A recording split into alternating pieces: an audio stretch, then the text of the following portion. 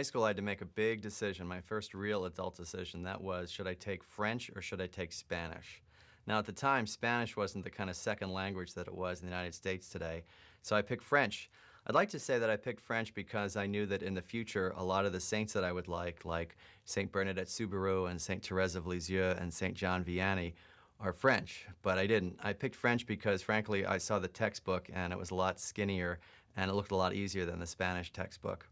I took French for about 6 or 7 years, and even in college, and after college I decided it was time to visit France. So I went with some friends and we traveled all over the place, and one day we were in Paris and we saw a big bronze statue of Saint Joan of Arc. And the friend I was traveling with, who was not Catholic, turned to me and said, "Well, tell me the story about Joan of Arc." And I looked at her dumbfounded. I had no idea what to tell her about Joan of Arc. When I got back to the United States, I started on a kind of reading tour about Joan of Arc, and since then she's become one of my favorite saints. I like to tell people that Joan of Arc is one of those saints that if she came back today, unlike, say, Francis of Assisi or Therese of Liseux or someone like Mother Teresa, people would probably think she wasn't just holy, she was crazy. Because her story is really unusual, and that's saying a lot in the lives of the saints. Joan of Arc was active in the 15th century when she was about 14 years old as a young girl in her garden behind her parents' house. She heard the voices of not one, but 3 saints, Saint Margaret, Saint Catherine, and Saint Michael, who told her to free France from the domination of the English. At the time, France was really laboring under English rule, at least parts of France. So Joan, I think it's important to see, was trying to help people become less oppressed.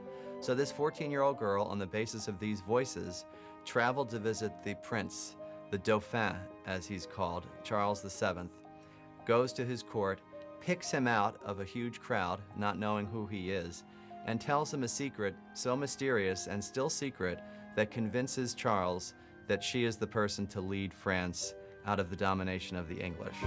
So Joan does that. She leads the army kicks out the English, and she's proclaimed a heroine, and Charles is crowned king. Unfortunately, things change and the wind changes for Joan. Charles gets a little tired of her and basically starts to feel a little bit of pressure from the all-male court at the time. So Joan is handed over to the English, who try her and burn her. She's burned at the stake, and her last words are, "Jesus, Jesus." Her heart is taken out from the ashes and thrown into the Seine River.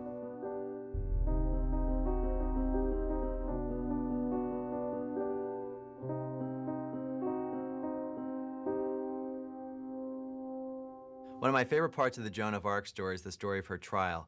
Now, Joan, after being captured by the English, is put on a sort of into a kangaroo court, a sort of fake trial, where she's brought in front of a lot of English church officials who believe that she's a witch because of her reliance on voices.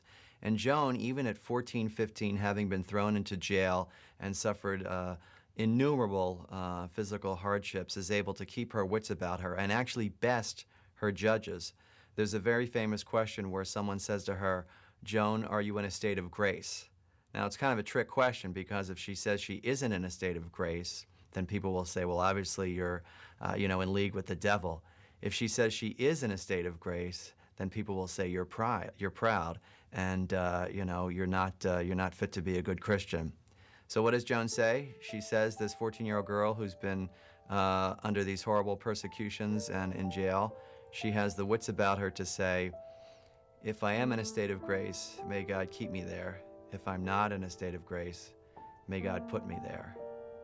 And the trial transcripts say that a huge silence descended over all of the people who were listening.